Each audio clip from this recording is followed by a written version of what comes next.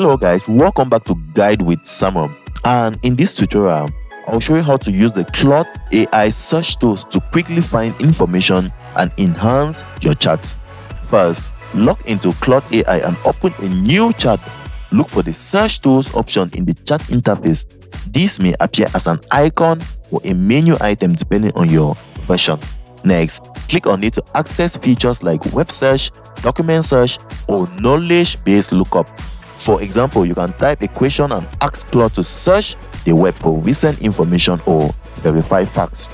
When using document search, you can upload a file or paste text, then instruct Claude to find specific sections, keywords, or data points. This makes research much faster and accurate. Finally, combine search results with your chat instructions. For instance, you can say, summarize this search results or highlight key points from this document. Claude will merge the findings seamlessly into your conversations.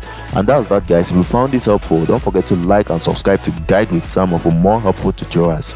Thanks for watching.